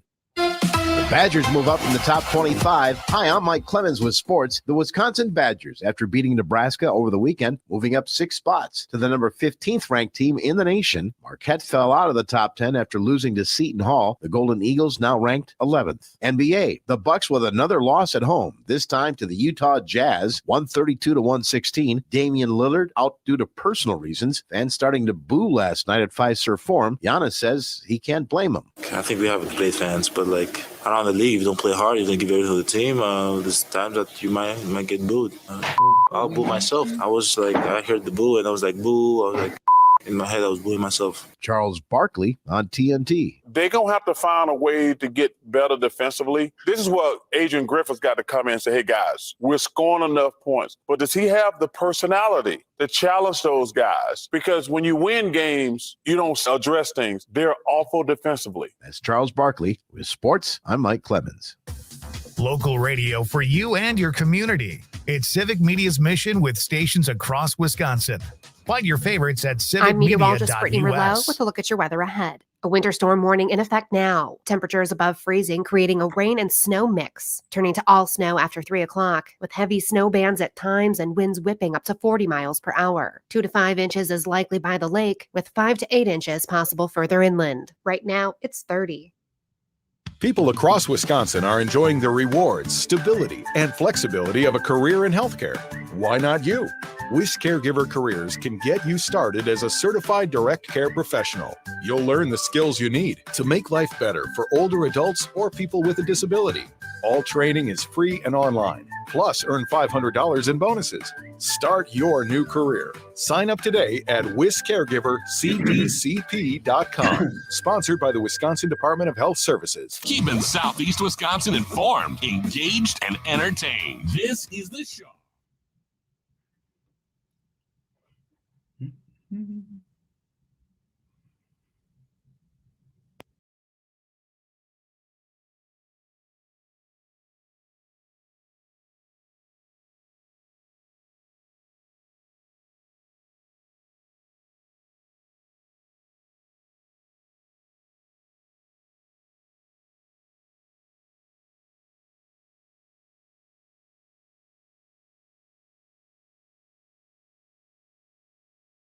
Matenaer on your hoedown. Jane Matenaer, Greg Bach, Calvin on the board, coming to you live from our studio in downtown Waukesha. Just a reminder, coming up at 11:50, our meteorologist with Civic Media, Brittany Merlot, is going to join us for Weather and Wine. She's going to give us a little update on what is happening as far as the storm moving across Wisconsin. And I know I've mentioned this earlier this morning, but it's really very valuable. This 511wi.gov will give you an entire map of the state of Wisconsin where all the accidents are. Right now, Wisconsin 11, kind of near Dubuque, close to the Iowa border, is shut down in both directions because of a semi-crash. There's one in Milwaukee. There's one near Kenosha. It's not terrible right now. And another one near Appleton, but things are supposed to get a little bit heavier this afternoon. So if you're going to be traveling, just keep that in mind and use that as a resource because it's very, very handy. Yeah, it's a cool app. He hasn't been able to join us for a while, so we're very excited to have Milwaukee Records' Matt Wild here. Good morning, Matt. How you doing? Thanks for joining us. Good morning, Jane. Good morning, Greg. Thanks for having me back. It's always great to be on, well, apparently a new show now. Last time it was a different show. Now it's a new show, so it's great. Yeah, it is now Matenaer on air. Our friend Kristen has a new opportunity. She is sharing those details on her social medias. That is not our place to tell her news, but very happy parting the ways. We love her. I love her. She's one of my closest friends, so that's all good. All right, Matt, we want an update about the Great Casserole Contest and how that all shook out. I think this is critically important information. It is. This is big news. The last time we talked was in December, right before our inaugural Milwaukee Records inaugural casserole call, which we to determine Milwaukee's best casserole. We had this at Central Waters Milwaukee Tap Room in December. That's kind of the site in the brewery district, kind of the old side of the Pabst Brewing Company. And lo and behold, it turned out to be a great success. I am not surprised. We kind of kept it small. It was the inaugural year, so we just had 10 local restaurants, 10 local groups bring their own casseroles. But we had about 200 people come through the door during the day. You got like 3 or 4 sample tickets with your ticket price, and then throughout the day you could buy more samples for like $1 each. So we raised money for the Kinship Community Food Center as well. That's so great. Casserole for a good cause, always a great thing. And yeah, it was great. It was one of those things where I was kind of wandering around all day. Everyone was having a good time. I didn't hear any grumbling from anyone about, it's too crowded, or there's not enough casserole, I needed more. Everyone just had a delightful time. And that's what you want. So who were among the entrants? What were the casseroles that were entered into this contest? I think details are very important here, Matt. Well, we had, like I said, 10 restaurants come through and, throw their casserole, throw their crock pots in the ring, so to speak. And the people voted. This was the people spoke, and we had some winners. We just had a first, second, third prize. In third place, Troublemakers. They took the bronze. In second place, The Real Good Life. They had a great casserole. And in first place, Red Maple Milwaukee, a restaurant kind of in Walker's Point, kind of by Transfer Pizza. Yeah. They had an amazing kind of Asian-inspired, gravy-covered, meatball-heavy casserole, which was my personal favorite, so I was glad to see it win. And everything was kind of close. Like every restaurant got like a number of votes, so no one got blown out of the water or anything. This was a friendly competition. Oh, that's good. That's good. Yeah. You want to you keep don't want casserole friendly. Sure, you don't want many knife fights among the chefs over casseroles. This does sound like a step up, though, from, I was thinking tuna fish casserole. And it really does sound like they kind of stepped up the whole. Even that sounds good right now. That was the interesting thing, that each place had a very different take on casserole. There were no two casseroles that were the same. There were some, that had tater tots. There were some like Red Maple that had meatballs. There were some that had kind of ground beef. They were all very, very different, and that was kind of fun. And like I said, no two were alike. And like I said, everyone got a vote, so it's. I think everyone walked away pretty happy, and I think most people kind of got rid of most of their casserole. There was not much left afterwards, no leftovers, so that was a good thing as well. Now, so we have the winners. Congratulations to the 3 who placed. Were there, of the other 7 that were there, was there some honorable mentions where you're like, oh my gosh, you didn't get it, you didn't get an award this year, but man, you were close. Darn, this is tasty. It was hard for me to say because I was my duty, and I should say all the events that we do at Milwaukee Record, these are 99.9% my business partner, Tyler Moss. He does all of this. And I just kind of show up and I'm like, yeah, looks good. And that's what I did for this one too. I showed up and I sold tickets all day, and I was busy all day selling tickets for $1. So I only got to try like 3 of the casseroles. Like I did not partake in our own casserole event the way I should. Next year, you have to have your own personal server. Exactly. Bringing you samples. Here's another casserole sample. And what I love about the events that you guys do too, Matt, and Milwaukee Record is there is always a charitable element involved. Yeah, we try to. I don't know. We've been a thing now. Milwaukee Record has been a thing. 2024 to be our 10th year as goodness, a thing. Believe it or not, who'd have thunk?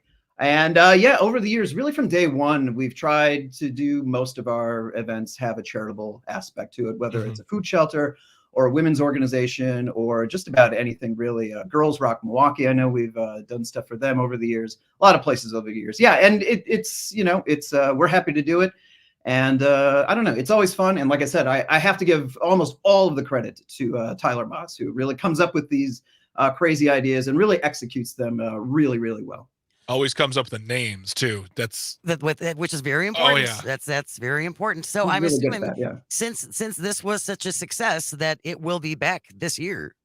I believe it will be back in 2024. Absolutely. Yes. We had people saying like you should, bump it up, a bigger space, more vendors, more people involved. I think the response was really good this year. So I think that's absolutely going to happen in 2024. Probably after Thanksgiving, that weird after Thanksgiving before Christmas kind of couple time. weeks. It seemed to work this time, so we'll probably go for that again. I had an idea. I don't know if this is we have 2 ideas. I'll say mine, but I know what Jane's idea is too. Mine is have an amateur round where like people, like you take a certain amount of people. So you got your businesses and then people can bring their own casserole. So there's like almost like 2 levels of competition. I like this, and Okay, right. I like complicating things as well. And I know Tyler would like that as well. Tyler takes care of it. Tyler's fine. I'll text him right now. I'll be like, I just We're throwing this on you, Tyler. Yeah, I just took care of it for you. You're and welcome.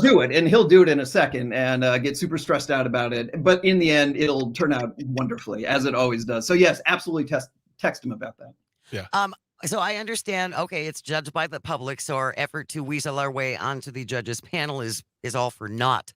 Moot. Essentially, it's a moot point.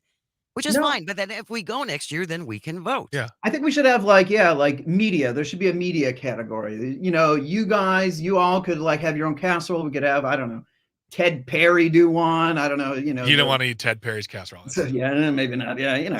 Just kidding. Don't- I love Ted. Don't start a Jimmy Kimmel, Aaron Rodgers fight between That's- Greg yeah, Bach that's and Ted exactly what Perry. I was We don't hoping want this to. Casserole We don't would want to. devolve into. It's true. Ted Perry could destroy me. We don't want to go down that road. I love you, Ted. Matt Wild is here from Milwaukee Record. What else is coming up? Any events that you want to talk about, Matt? We do. Just this past weekend, we had our big NA day at the Cooperage, Oh, and that's this right, was a day-long thing celebrating non-alcoholic beverages, kind of a dry January thing. We had, I don't know, more than 30 vendors come in, and we had more than 450 people come through the door this past Saturday. Now, this coming Saturday, we're also doing an NA day in Madison, and by we again, I mean Tyler. We're doing it at the Burr Oak, and that is sold out. So if you didn't get your tickets already for the Madison NA Day, there may be some at the door, but it's essentially sold out, as was the Milwaukee one. So these were, again, it's been a busy couple of months for us, and both the Casserole Call and the NA Day have been big successes for us. So we're very busy and very pleased. That's a really wonderful thing. Yeah. We've talked to a bar owner in Racine who is essentially dry, but there's all kinds of different cocktails you can have. This is a growing trend for people who don't want to drink. Yeah. And I think that's so great because it is so ingrained in Wisconsin culture. Yeah, this was our third year doing the NA Day, and it's just grown each year. And every year I'm surprised at the amount of stuff that I didn't know existed that is really interesting and tastes really, really good. I'm just personally happy to check it out myself. I've never gone beyond NA beer because it's just not, whatever. But like, I will say, like, as someone who grew up, my dad would throw me a Sharps every once in a while. You're like, this is terrible. And then, you like the amount of even local places. I mean, Lakefront Brewery has great NA beers. A lot of places have great. And then now like, NA wine, NA whiskey, NA gin, like, I've tried a couple NA wines so far, and I have not found anything that's any good. So you had to go back to the original formula. I was forced. No, I was forced. No, I would love if anybody's got any recommendations. Yeah. I would really love any recommendations for NA white wines. You can call or text. Sparkling apple cider. No, well, no, not that. But yeah, the whole mixology thing, and it's really changing, and I'm happy for our younger generations who hopefully do not feel the same pressure that we grew up with, expecting everyone to get drunk. Yeah. Yeah, it's changed so much since even when I was a younger man, and like the only thing you could get at a bar was like, a dusty old O'Doul's that, had been, sitting on the shelf for 3 years, and like, all right, I guess you can have that. Completely different game these days. I went to a bar once and I asked for an NA beer and he handed me an NA Bud Light. And I was like, all right, cool. And I had him like, this isn't bad. And I went and he was like, can I get another one of these? He went back for about 5 minutes, came back. He said, you drank the only one in the building. Because they were so popular. Exactly. Yes. Right. I'm a tastemaker. You are a tastemaker. There's no doubt. Just a couple of minutes left to go. Matt Wild, what else do you want to let us know what's coming up and what people should be checking out? You can find him, by the way, it's MilwaukeeRecord.com. MilwaukeeRecord.com. We are updated daily. We have hard-hitting news every single day, reviews of seafood buffets and, pictures of non-existent snow piles, especially today. Dan Schaefer, the great Dan Schaefer, who was just on earlier, he has a great column, I'm sure you mentioned on our site today that he does with us, so that's great. Beyond that, we have more events coming up. Kind of a surprise to us is that we're doing another halftime show for the Packers, because the Packers, of course, are going to the playoffs all season long. We do these halftime shows at the Cactus Club for Packers games. We all get together at the Cactus Club, watch the game. There's some beer specials, yada, yada. But during halftime, we have local groups, local bands, local rappers, whoever perform like a short 10 to 15 minute set during halftime. And we've been doing that for years, and we've been doing it this season as well. And now, kind of like I said, surprisingly, we have to come up with one for the playoffs this Sunday. So we're doing that this Sunday at the Cactus Club. What else? We have another music series at Crafty Cow in Bayview. That's starting next week. It's called Midweek Music, where we have local artists come in on Wednesdays or Thursdays, play a free show. And I think we also have a movie coming up at the end of the month. We have every month we do a movie at the Avalon Theater in Bayview. This month we're screening the great David Lynch film Wild at Heart from 1990. boy. Love that. Strap in, folks. Well, strap in. You can find out more. It is MilwaukeeRecord.com. Matt Wild has been our guest. Thank you so very much, Matt. Love having you on the show. Hope to have you on again real soon. Or maybe Tyler, since apparently he's the one who's doing all the work. He's really, the brains behind this whole operation. Let's be honest. Thanks a lot, Matt. Take care. Thanks, Stay Shane. close. Civic Media meteorologist Brittany Merlot is on the way for Weather and Wine. It's Matenaer on air across the Civic Media Radio Network.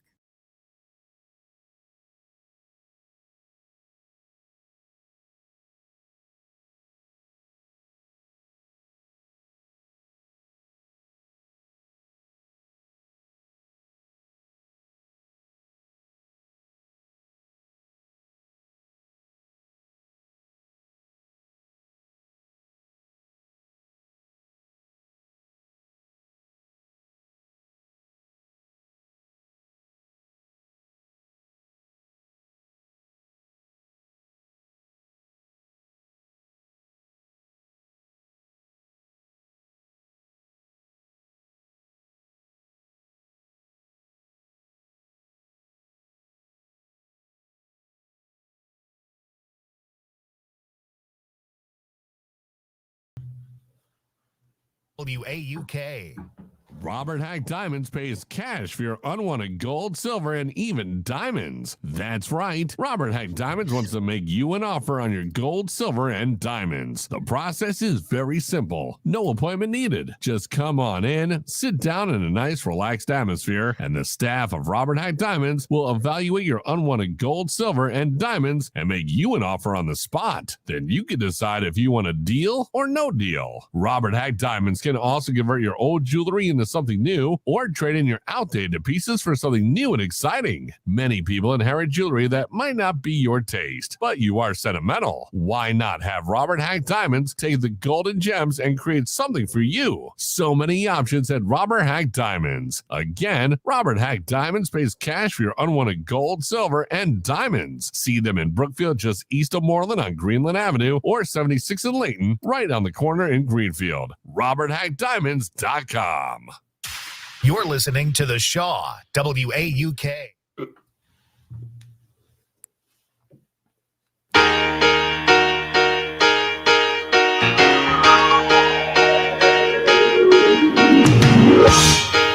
You're as cold as ice.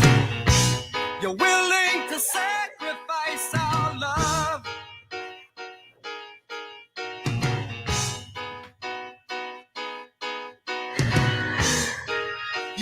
Good morning. Welcome to Matenaer on air. Jane Matenaer, Greg Bach, Calvin's on the board, coming to you live from our studio in beautiful downtown Waukesha. Thank you for joining us in Oshkosh on WISS. And we are joined by Civic Media meteorologist Brittany Merlot for our Weather and Wine segment. We just had you on Friday, Brittany, and now things have changed.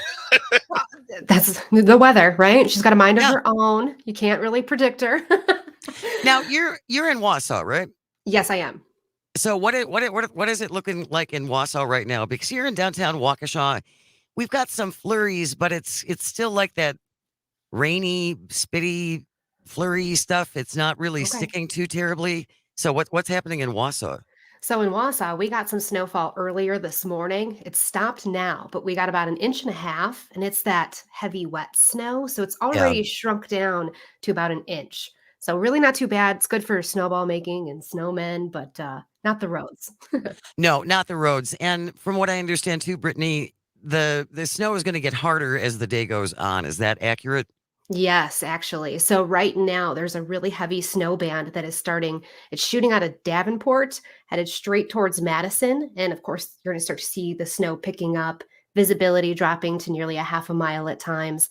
And that snow band is also starting to push its way up 151 and in towards Fond du Lac as well. So when you get underneath one of those snow bands, you'll see some snow accumulating a lot quicker out there. making it harder for the plows to keep up with. But they've been doing an awesome job so far. I've been checking cameras across the state. Hats off to you guys. Yeah, absolutely. I've been pushing this 511wi.gov app all morning long. And while there are some accidents scattered around the state, it could be considerably worse. So big shout out to all our plow drivers who handle that, because otherwise it'd really be a mess. I got beyond a plow driver today, and everyone was passing him. I'm like, no, I'm going to drive slower and get safer, because like I just could not believe. Yeah, they were just passing him on the road, because I've come in through like a country road. Right. And people were just like, nope, not fast enough for me. I'm like, I will do 10 miles an hour if I have to. Oh, yeah, absolutely. I'm not proud. I'm really not. I can go 60 because it says 60. Yeah. And no, people, laws of physics. Yeah. I know. They apply equally to everyone. You will get there. And it's so rude too. Sorry. Like nobody likes when the semi trucks are by you and they're throwing the snow at you. So if you're passing someone, you're doing that to someone else as well. Give them space. You know what I mean? And I've seen plows get into big accidents in the past. So they're not untouchable. So stay away from them. Yeah. If you're close to them, I mean, I don't care what kind of truck it is. Like semi, or you'll lose. I was just going to say that. Yeah. You go up against a plow, you will lose that battle. Yeah. So don't do that. Another good reminder too, I think, especially as the day goes on, Brittany, and the snow gets heavier. This is one of my gripes, and Luke Mathers is going to be here later on in the week. We might have the capable, handsome Luke Mathers will be here on Thursday and Friday. And what does he tell you? He has his grudge hour, or what gripes him off? What grinds his gears? What grinds his gears? That's what grinds his gears, man. Oh my God. What grinds his gears? What grinds my gears is people who don't turn their lights on. If your windshield wipers are on, it is a state law. Okay. That you have to have your lights on, because again, Brittany, when you get under some of these snow bands where visibility is only half a mile, and you've got your side mirrors are all wet and you can't really see if someone's coming up on you without their lights on. Of course, you can't see them. No, you can't. Good advice. The other thing too, Brittany, and you spoke about this on Pat's show earlier. If you health, if you have heart troubles, if you are feeling tired, if don't push yourself to shovel that snow if you don't have to. Yeah, don't do it. Ask your neighbors, get the kids in town, pay someone. I don't care. Just don't do it. Too many heart attacks happen from us trying to overexert ourselves to get the snow away as fast as possible.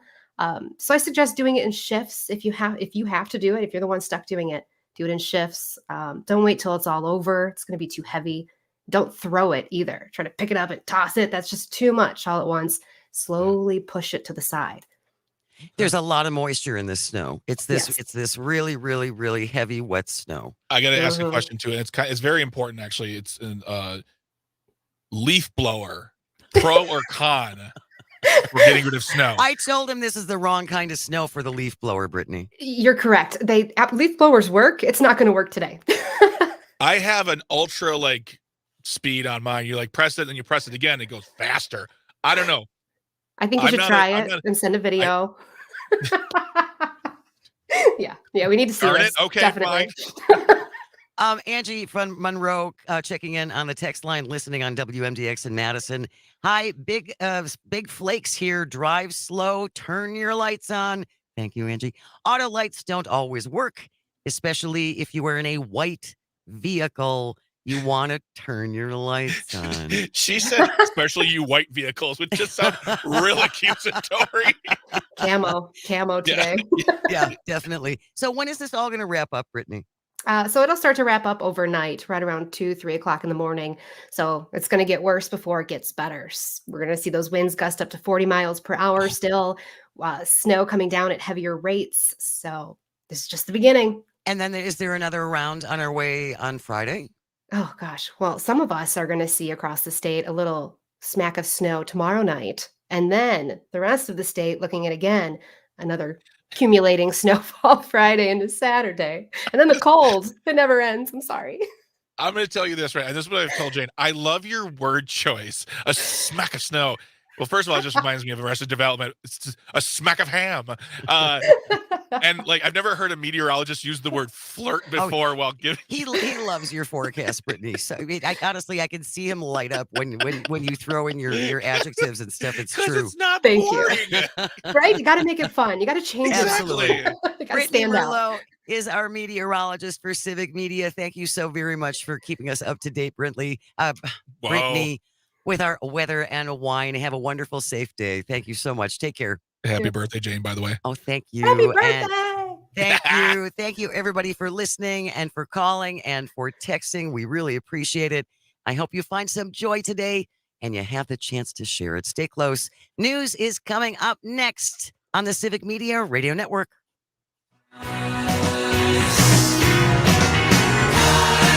Your